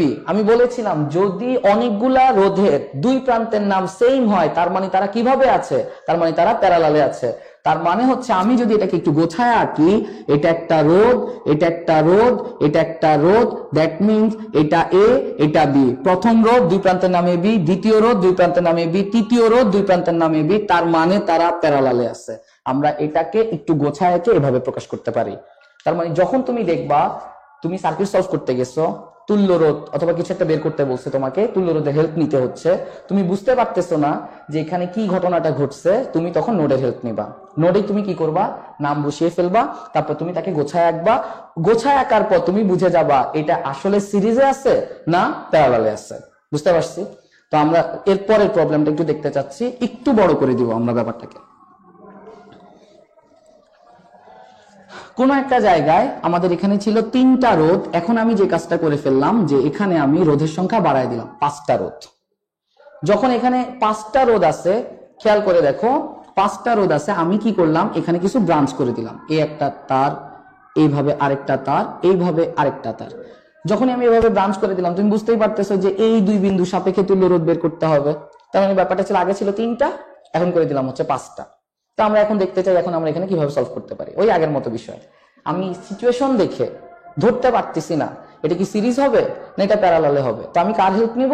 সাথে সাথে আমি হেল্প নিব হচ্ছে নোডের। যখন আমি নোডের হেল্প নিব তখনই আমাকে কি করতে হবে? নামকরণ করতে হবে। তোমরা খুব ইজি ভাবে ব্যাপারটা দেখতে পারো। ধরো এটা একটা প্রবলেম, ধরো কোনো একটা জায়গায় তোমাকে আমি এরকম একটা প্রবলেম দিতে পারি। ধরো একটা ঘড়ি, একটা ঘড়ির কোনো একটা জায়গায় আমি একটা কোষ বসাই দিলাম। তো ঘড়িতে কয়টা কাটা থাকে? 3টা কাটা থাকে, একটা সেকেন্ডের কাটা, একটা মিনিটের কাটা, একটা ঘন্টার কাটা। তো আমি যে কাজটা করলাম, প্রত্যেকটা কাটা একটা করে রোধ বসাই দিলাম, প্রত্যেকটা কাটা একটা করে রোধ বসাই দিলাম। তখন আমি তোমাকে বললাম তুল্য রোধ বের করো।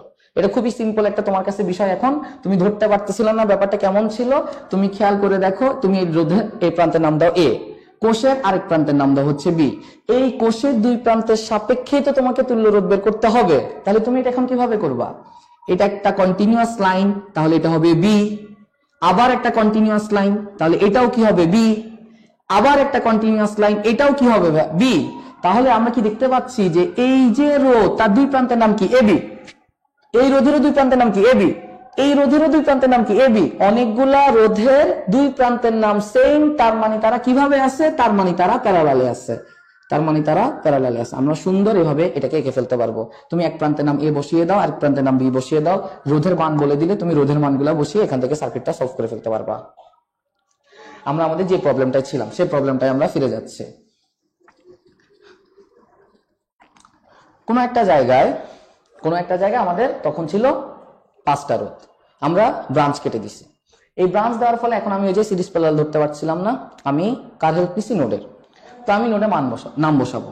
তো ফার্স্টে আমরা নাম বসালাম, এটা হচ্ছে এ। এটা যদি এ হয় তাহলে এটা যদি একটা রোধ হয় তাহলে এ প্রান্তের নাম কি হবে ভাই? বি। আচ্ছা, তো তুমি খেয়াল করে দেখবা সবসময় এ বসানোর পরে কতগুলা জায়গায় আর এ বসানো যাইতে পারে। তাহলে এটা যদি এ হয় কন্টিনিউয়াস লাইন, তাহলে এটাও কি হবে? এ। এটা যদি বি হয় তাহলে কন্টিনিউয়াস লাইন, এটা কি হবে? বি। আর কোথাও এ অথবা বি কে কি আমি দাগ কেটে বসাইতে পারি? এটা বি ছিল, বি বসাই দিছি, এটা এ ছিল, এ বসাই দিছি। আমি আর বুঝতে পারতেছি না যে কোথাও এ আর বি বসানো যাচ্ছে কিনা, আর বসানোর মতো জায়গা নাই, আর কোনো তার নাই, কন্টিনিউয়াস লাইন নাই। তাহলে আমি এখন নতুন নাম স্টার্ট করব। নতুন নামটা কি? তাহলে এই যে নতুন নামটা হচ্ছে সি। তাহলে এটা যদি সি হয় কন্টিনিউয়াস লাইন, তাহলে এটাও কি হবে? সি। তাহলে আমি দেখতে পাচ্ছি আমি নাম বসাই ফেলছি, এটা এ, তাহলে এটা বি, এটা এ কন্টিনিউয়াস লাইন, এটা এ, এটা বি কন্টিনিউয়াস লাইন, এটা বি। তাহলে নতুন নাম স্টার্ট করছি, এটা সি কন্টিনিউয়াস লাইন, এটা সি।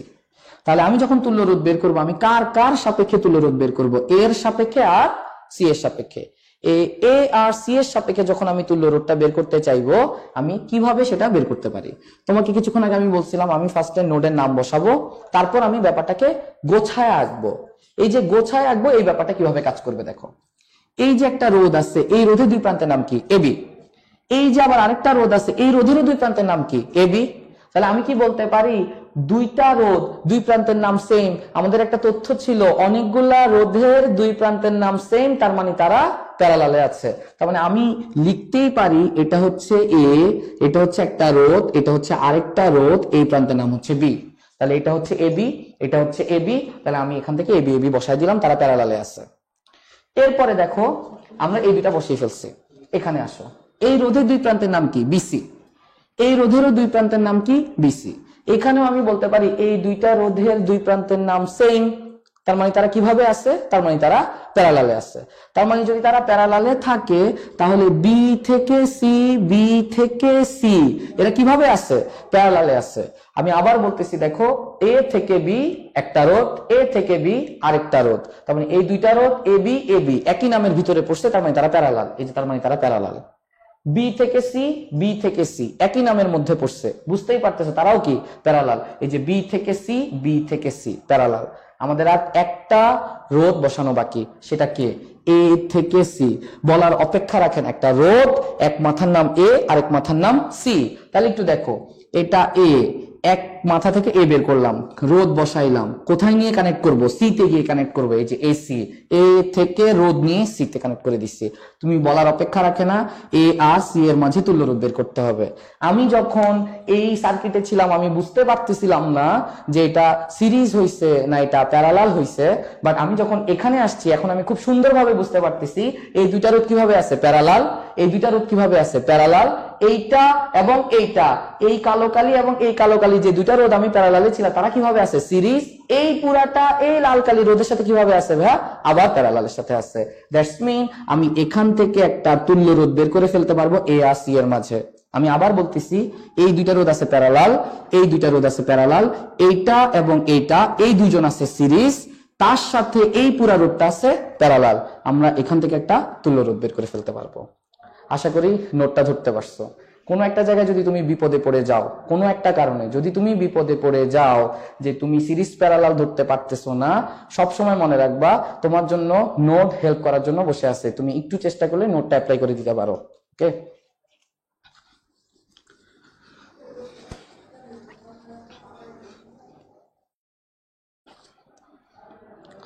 আমরা মোটামুটি আমরা সার্কিট থেকে অনেকটা তথ্য বলে ফেলছি। তো আমাদের কাছে আরেকটা তথ্য ছিল যে চুম্বক নিয়ে আমাদের অনেকের অনেক সমস্যা আছে। আসলে চুম্বক সমস্যা করার মতোই একটা জিনিস। তো এখান থেকে যে প্রশ্নগুলো আসে, অথবা একটা বলতে পারা যায় সার্ভে, যে হ্যাঁ কি কি বিষয় আমাদের প্রবলেম থাকে, সবচেয়ে বেশি প্রবলেম হওয়া টপিক হচ্ছে বিনতি বিচ্যুতি। তো বিনতি বিচ্যুতি নিয়ে আমি যখন ইন্টারে ছিলাম, অথবা আমি যখন অ্যাডমিশন টেস্ট দিছিলাম, তার আগে আমি বিনতি বিচ্যুতি নিয়ে খুব প্রবলেমে পড়ছিলাম, যে আমি আসলে বুঝি মানে ব্যাপারটা হচ্ছে এটা তার চোখে দেখা যাচ্ছে না, পুরোপুরি ব্যাপারটা হচ্ছে ফিল করার মতো ব্যাপারটা, যে হ্যাঁ এরকম এরকম ঘটনাটা ঘটছে। তো কোনো একটা জায়গায় আমি চিত্রের মাধ্যমে এটাকে কিভাবে রিপ্রেজেন্ট করতে পারি, তো আমি একটু চেষ্টা করে দেখতেছি, আশা করি হচ্ছে কিছুটা হইলেও তোমরা বুঝতে পারবা। আচ্ছা, তো আমরা ফার্স্টে যেটা দিয়ে শুরু করতেছি হচ্ছে বিনতি বিচ্যুতি।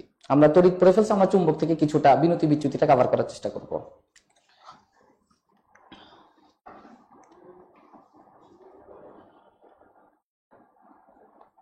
বিনতি আর বিচ্যুতি কোন একটা জায়গায় তোমরা অবশ্যই দেখছো যে বিনতিকে কিভাবে প্রকাশ করা হয়। কোন একটা জায়গায় বিনতিকে প্রকাশ করা হয় কিভাবে? বিনতিকে প্রকাশ করা হয় ডেল্টার মাধ্যমে। আর বিচ্যুতিকে কিভাবে প্রকাশ করা হয়? বিচ্যুতিকে প্রকাশ করা হয় থিটার মাধ্যমে। বিনতি ডেল্টা, বিচ্যুতি থিটা। এই ব্যাপারগুলো আসলে কি? এই ব্যাপারগুলো হচ্ছে কোন একটা জায়গায় আমি যদি কোন একটা জায়গায় একটা চুম্বকী স্থাপন করতে চাই, একটা চুম্বককে তুমি কোন একটা সিচুয়েশনে স্থাপন করতে চাচ্ছ, চুম্বকটাকে তুমি যখন স্থাপন করতে চাইবা, চুম্বকটা ভৌগোলিক মধ্যতলের সাথে যেই বরাবর থাকার কথা সেই বরাবর না থেকে কিছুটা কোণ করে সরে যায়, একটু নত হয়ে যায়। যে দুইটা কোণ করে, একটা নাম বিনতি, একটা নাম বিচ্যুতি, যেটা আমরা বুঝতে চাচ্ছি। তো এটা বোঝার আগে আমাকে ফার্স্টে যেটা দেখে আসতে হবে সেটা হচ্ছে মধ্যতল ব্যাপারটা কি। তোমাকে যদি আমি কোন একটা জায়গায় একটা ম্যাগনেট দিই, একটা চুম্বক দিই, একটা চুম্বকের একটা নর্থ পোল আছে, একটা চুম্বকের একটা সাউথ পোল আছে, এটা একটা নর্থ পোল, এটা একটা সাউথ পোল। এই যে নর্থ পোল আর সাউথ পোল আছে, এদেরকে কানেক্ট করে যে তলটা আমি পাবো তাকে বলা হয় চুম্বক মধ্যতল। একটা ম্যাগনেটের নর্থ পোল আর সাউথ পোলকে কানেক্ট করে যে রেখাটা পাওয়া যাচ্ছে তাকে বলা হচ্ছে চুম্বক মধ্যতল, ম্যাগনেটিক মেরিডিয়াম। ঠিক সেম ভাবে আমি যদি একটা পৃথিবী নেই, পৃথিবীর নর্থ পোল আর পৃথিবীর সাউথ পোল কানেক্ট করে যে রেখাটা আমি পাবো তাকে আমি বলবো, তলটা আমি পাবো তাকে আমি বলবো হচ্ছে ভৌগোলিক মধ্যতল। তাহলে কোনো একটা জায়গায় আমি যদি নর্থ পোল সাউথ পোল বিশিষ্ট একটা জায়গায় আমি যদি একটা চুম্বককে স্থাপন করার চেষ্টা করি, পৃথিবীর নর্থ পোল আর সাউথ পোলের মধ্যে যদি আমি একটা ম্যাগনেট রাখার চেষ্টা করি, যেই ঘটনাটা ঘটে কোনো একটা জায়গায়, যদি আমি ধরে নেই এটা একটা পৃথিবী, এটা পৃথিবীর নর্থ পোল সাউথ পোলের একটা সিচুয়েশন, আমি একটা ম্যাগনেট দেখাইতে চাই, ম্যাগনেটটাকে আমি মনে করতে পারি কি ম্যাগনেটের নর্থ পোল সাউথ পোল বিশিষ্ট যে মধ্যতল, ওই ভৌগোলিক মধ্যতল আর ওই পৃথিবীর মধ্যতল দুইটাই তো নর্থ পোল সাউথ পোলের কানেক্টিং রেখা, তার মানে দুইটা কি একই জায়গায় স্থাপিত হওয়ার কথা। পৃথিবীর নর্থ পোল সাউথ পোল, চুম্বকের নর্থ পোল সাউথ পোল একই সিচুয়েশনে স্থাপিত হওয়ার কথা ছিল, মধ্যতলটা, কিন্তু তারা থাকতে চায় না, তারা দুটা কোণ করে, একটার নাম বিনতি, একটার নাম হচ্ছে বিচ্যুতি। আচ্ছা, তো কেন এই কোণটা করে, কিভাবে করে, সেটাই তো আমরা জানতে চাচ্ছি। তো আমরা একটু দেখি যে কিভাবে এই কোণটা উপস্থাপনটা হচ্ছে। তো আমরা কিভাবে প্রকাশ করতেছি এটা একটু দেখো। কোন একটা জায়গায় আমি একটা চিত্র আঁকতেছি, তো দেখো তোমাদের অনেকের কাছে মনে হচ্ছে না যে আমি একটা খাতা খুলছি। তো কিছুক্ষণ আগে তুমি আমাকে বলছিলা যে একটা ভৌগোলিক মধ্যতল ছিল আর একটা চুম্বক মধ্যতল ছিল। আমি আমাদের যে এক নাম্বার প্লেনটাকে বলতেছি হচ্ছে ভৌগোলিক মধ্যতল, এক নাম্বার প্লেনটা হচ্ছে ভৌগোলিক মধ্যতল। আর যে দুই নাম্বার প্লেনটা হচ্ছে, সেই দুই নাম্বার প্লেনটা হচ্ছে চুম্বক মধ্যতল। তুমি কিছুক্ষণ আগে আমাকে বলছিলা যে চুম্বকের একটা মধ্যতল আছে, পৃথিবীর একটা মধ্যতল আছে। একটা চুম্বককে যখন তুমি পৃথিবীর ভৌগোলিক মধ্যতলের ওইখানে রাখতে চাইছিলা, সে ওইখানে থাকতে চায় না, সে একটা কোণে সরে যাইতে চায়। সে যেই কোণে সরে যাইতে চায় এই কোণটাই হচ্ছে তোমার বিচ্যুতি। তাহলে আমি কোন একটা ম্যাগনেটকে এক নাম্বার প্লেনের এই বরাবর রাখতে চাইছিলাম, ম্যাগনেটটা এখানে থাকতে চায় নাই, ম্যাগনেটটা এখান থেকে সরে যাইতে চাইছে, ম্যাগনেটটা এক থেকে আস্তে দুইতে সরে যাইতে চাইছে। যেই কোণে সরে যাইতে চাইছে সেই কোণটাকে আমি বলতেছি হচ্ছে বিচ্যুতি। তাহলে একটা জিনিস কি তোমাদের মাথায় আসতেছে যে এই ম্যাগনেটের অবস্থানটা এখনটা অনেকটা এরকম, দুই নাম্বার পজিশনের এই বরাবর। ম্যাগনেটটা এখন এখানেও থাকতে চাইবে না, ম্যাগনেটটা এখন এখানেও থাকতে না চায়, সে কিছুটা নত হয়ে থাকতে চাইবে। একটা ম্যাগনেট বি, ম্যাগনেটের ক্ষেত্র বি, এই ম্যাগনেটটা এখানেও থাকতে চাইবে না, সে কিছুটা সারফেসের এই দুই নাম্বার প্লেনের উপরেই একটু নত হয়ে থাকতে চাইবে।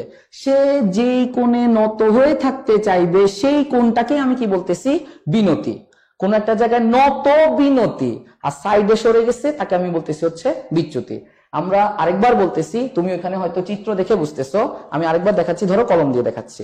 কোন একটা জায়গায় এটা হচ্ছে ভৌগোলিক মধ্যতল, এটা হচ্ছে চুম্বক মধ্যতল, আমি এটাকে এখানে নিয়ে আসলাম, সেটা এখানে থাকতে চাইবে না, সেটা এখান থেকে যে কোণে সরে যাইতে চাইবে, যে কোণে সরে যাইতে চাইবে, এই যে এই কোণটা আমাদের যে মধ্যবর্তী যে কোণটা, এই কোণটা হচ্ছে বিচ্যুতি।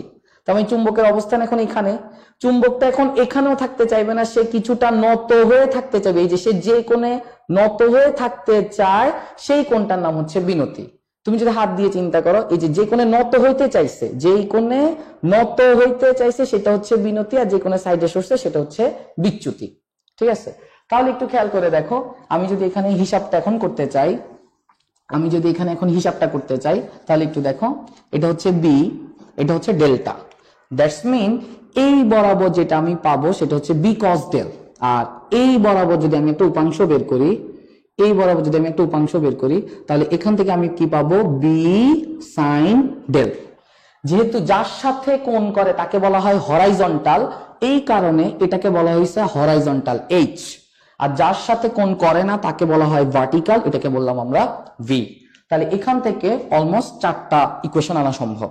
একটা ইকুয়েশন হচ্ছে বি কস ডেল, এটা হচ্ছে ইকুয়ালস টু হচ্ছে H, 1 number equation. B sine del, এটাকে বলা হয় ভি, এটা হচ্ছে 2 নাম্বার ইকুয়েশন। কোন একটা জায়গায় এই 1 নং আর 2 নং কে যদি আমি স্কোয়ার করে যোগ করে দেই, তাহলে আমি সেখান থেকে যেটা বের করতে পারবো সেটা হচ্ছে চুম্বক ক্ষেত্রের মান বি, সেটা হচ্ছে root over of H square plus V square. তোমরা বুঝতে পারছো আশা করি, sine square del plus cos square del 1 হয়ে গেছে, বি সমান সমান হচ্ছে রুট ওভার অফ এত। আচ্ছা, আর যদি আমি এখানে 2 নং কে 1 নং দিয়ে ভাগ করে দেই, 2 নং কে যদি 1 নং দিয়ে আমি ভাগ করে দেই, তাহলে এখান থেকে আমি যেটা পাবো সেটা হচ্ছে সাইন ডেল, এটা কস ডেল, তার মানে আমরা পাবো ট্যান ডেল। ট্যান ডেল সমান সমান কত হবে, ট্যান ডেল সমান সমান হচ্ছে ভি বাই এইচ। এই হচ্ছে আমাদের 4টা প্রশ্ন। এই যে 4টা প্রশ্ন আছে, এই 4টা প্রশ্ন আমরা এখান থেকে ব্যাখ্যা করতে পারি। তো তোমরা এখান থেকে একটু দেখতে পাচ্ছ, এই জিনিসটাকে আমরা অনেকভাবে প্রকাশ করতে পারি। এটা এক একজন এক একভাবে চিন্তা করে, এক একজন এক একভাবে দেখায়। আমি এখানে যে চিত্রটা আছে সেটা হচ্ছে একটা 3D ভিউ টাইপের, এটাকে ধরো আমি 2D ভিউর মাধ্যমে প্রকাশ করতে চাচ্ছি। 2D ভিউর মাধ্যমে যখন তুমি প্রকাশ করবে, একটু খেয়াল করে দেখো, আমি একটা টপ ভিউ আঁকতে চাচ্ছি, আমি একটা সাইড ভিউ আঁকতে চাচ্ছি। বলার অপেক্ষা রাখে না, সাইড ভিউ যখন তুমি দেখবা, তুমি অবশ্যই 2 নাম্বার প্লেনকে খেয়াল করতেছো, কারণ হচ্ছে যা ঘটনা ঘটবে সব কিন্তু চুম্বক মধ্যতলের ঘটনা। তো তুমি যখন 2 নাম্বার প্লেনকে সাইড থেকে দেখবা, সাইড থেকে তুমি খেয়াল করে দেখো, সাইড থেকে তুমি কি দেখতে পাবা, এই একটা প্লেন, এই একটা প্লেন, এটা হচ্ছে হরাইজন্টাল, এটা হচ্ছে ভার্টিক্যাল। আর যে ম্যাগনেটটা তোমার ছিল সেই ম্যাগনেটটা এভাবে আছে, ম্যাগনেটটা কিভাবে আছে, এই যেভাবে কাট করে আছে, কত কোণে নত হয়ে আছে, ডেল কোণে নত হয়ে আছে। তার মানে যখন তুমি সাইড থেকে দেখতে পাচ্ছ, তুমি যেটা দেখতে পাচ্ছ সেটা হচ্ছে বিনতি, সাইড থেকে দেখতে পাইছো নত হয়ে আছে চুম্বকটা। আচ্ছা, যখন তুমি টপ থেকে দেখতে পাবে, একটু খেয়াল করে দেখো, টপ থেকে কি, ওই যে খাতাটা যে খুলছে তার উপর থেকে তুমি দেখতেছো, তাহলে টপ ভিউটা তুমি কি দেখবা, খেয়াল করে দেখো, কোনো একটা জায়গায়, এটা ধরো হচ্ছে ওই যে পৃথিবীর এখানে, এটা হচ্ছে নর্থ পোল, এটা হচ্ছে সাউথ পোল, এই যে নর্থ পোল আর সাউথ পোল, এটা হচ্ছে ভৌগোলিক মধ্যতল। চুম্বকটা তো এখানে ছিল না, চুম্বকটা একটু সরে গেছে, ওই যে চুম্বকটা কিছুটা যে সরে গেছে, এই যে চুম্বকটা যে কিছুটা সরে গেছে, যেই কোণে সরে গেছে সেই কোণটাকে আমরা বলতেছি হচ্ছে বিচ্যুতি। তুমি উপর থেকে যেটা দেখতে পাচ্ছ সেটা হচ্ছে এই যে এটা 1 নাম্বার প্লেন, এটা হচ্ছে 2 নাম্বার প্লেন, উপরে এটা 1 নাম্বার প্লেন, এটা 2 নাম্বার প্লেন। 1 নাম্বার প্লেন থেকে চুম্বকটা 2 নাম্বার প্লেনে যত কোণে সরে গেছে, এই যে এই কোণটা হচ্ছে আমাদের বিচ্যুতি। তাহলে আমরা এখানে একটা 3D ভিউতে প্রকাশ করলাম, এটাতে একটা 2D ভিউতে প্রকাশ করলাম। আচ্ছা, এটা হচ্ছে একটা প্রশ্ন।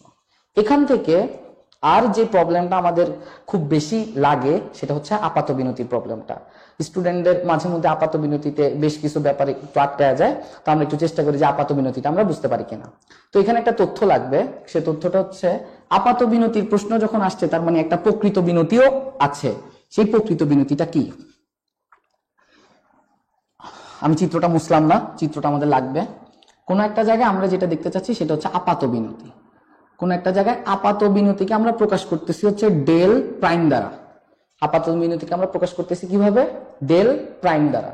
তাহলে তুমি বুঝতেই পারতেছো তুমি যে এখানে ডেল্টা নির্ণয় করছিলে সেই ডেল্টা কি? প্রকৃত বিনতি।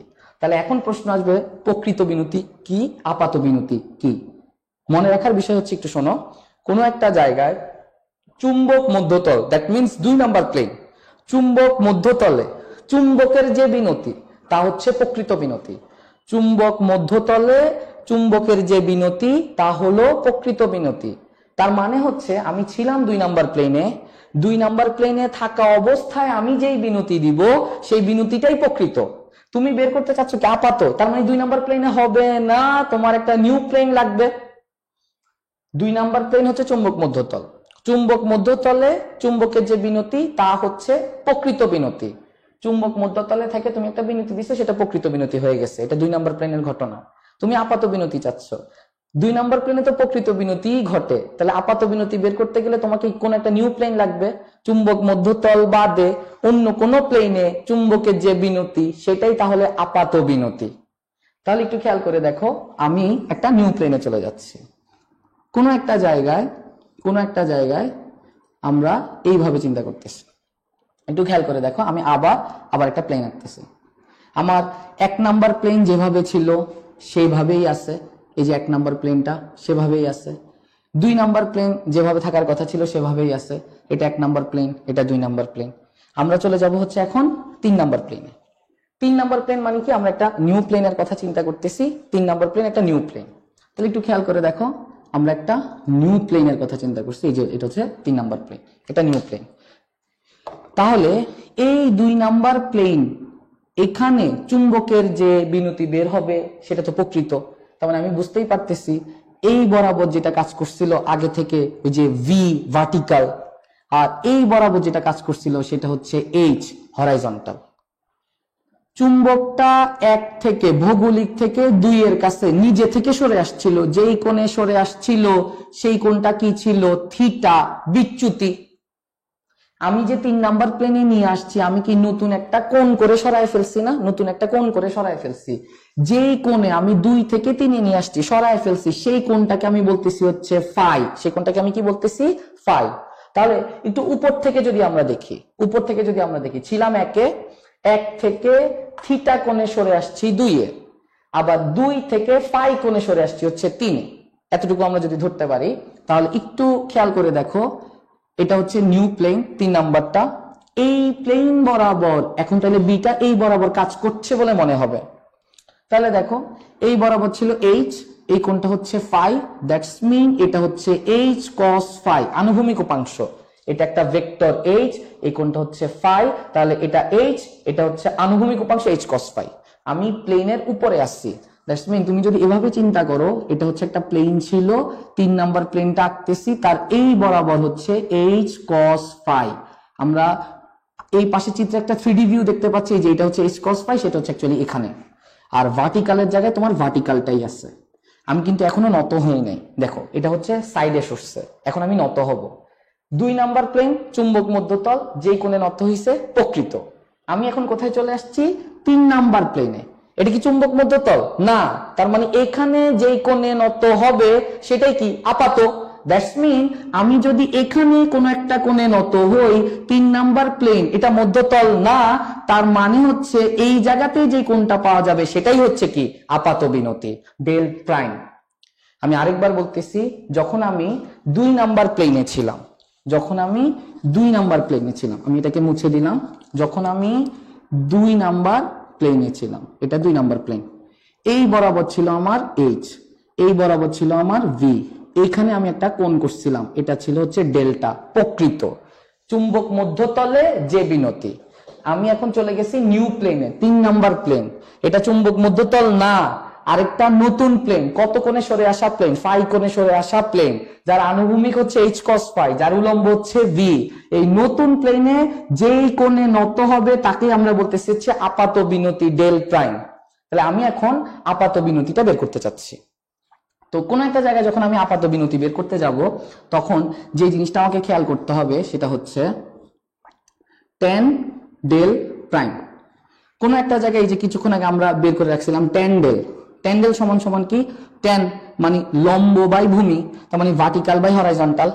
ঠিক সেম ভাবে এটা যে 2 নাম্বার প্লেনের হিসাব, এখন তো আমি 3 নাম্বার প্লেনে, 3 নাম্বার প্লেনে যখন আমি হিসাব করব তখন আমার ভার্টিক্যাল ভি এর জায়গায় ভি থাকবে, হরাইজন্টাল এইচ এর জায়গায় এখন কত চলে আসছে, এইচ কস ফাই, 3 নাম্বার প্লেনের হিসাব। তাহলে আমরা ট্যান ডেল প্রাইম সমান সমান কি পাইলাম, V by H cos phi.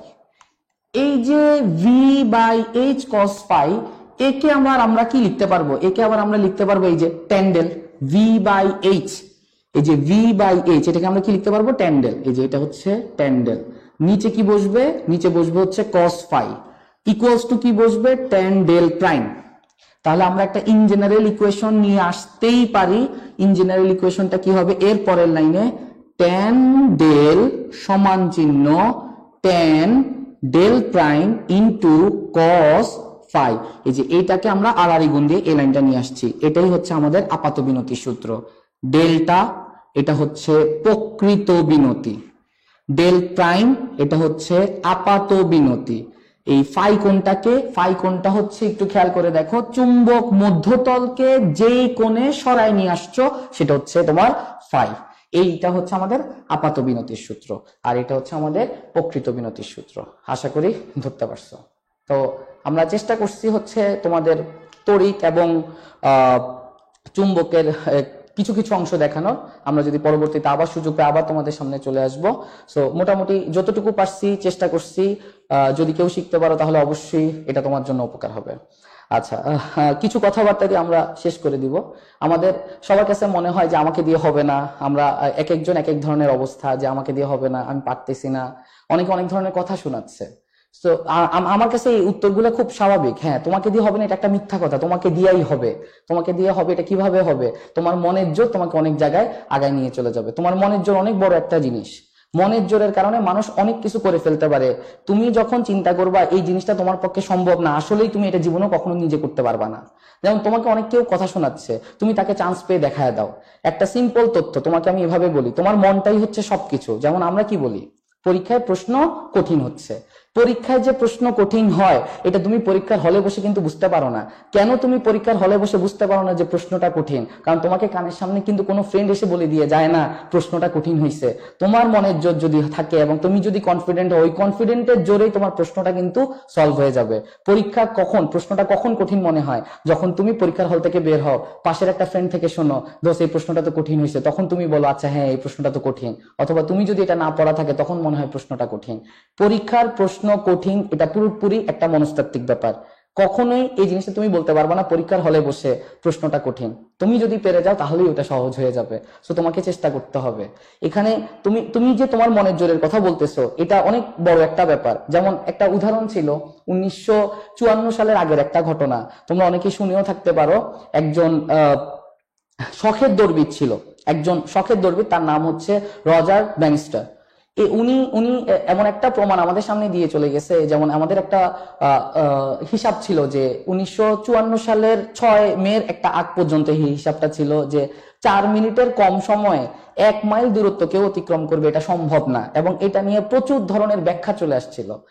তোমার চিকিৎসকরা ব্যাখ্যা দিছে, তোমার সায়েন্টিস্টরা ব্যাখ্যা দিছে, যারা হচ্ছে সাইকিয়াট্রিস্ট তারাও ব্যাখ্যা দিছে যে না, মানুষের মানসিক শক্তি এতটা বেশি না যে মানুষ 1 মাইলের দূরত্ব 4 মিনিটের কম সময় সে দৌড়ায় চলে যেতে পারবে। ডাক্তাররা ব্যাখ্যা দিছে না, এটাও সম্ভব না যে মানুষ যে পরিমাণ শ্বাস প্রশ্বাস নেয় 4 মিনিটের কম সময়ে যদি সে 1 মাইল দূরত্ব অতিক্রম করতে চায়, যে পরিমাণ শ্বাস প্রশ্বাস নিতে হবে সেটা সে পারবে না।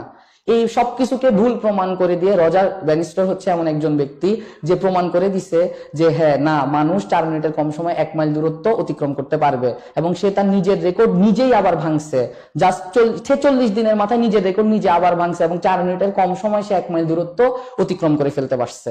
এটা হচ্ছে পুরোপুরি মনস্তাত্ত্বিক ব্যাপার। আমরা তো চোখের সামনে দেখতে পাচ্ছি যে আমাদের অলিম্পিকে যেসব দৌড় প্রতিযোগিতা হচ্ছে, আমাদের best timing 100 metre best timing এখন তো প্রায় 10 সেকেন্ডের নিচে। পুরোপুরি ব্যাপারটা হচ্ছে মনের জোর।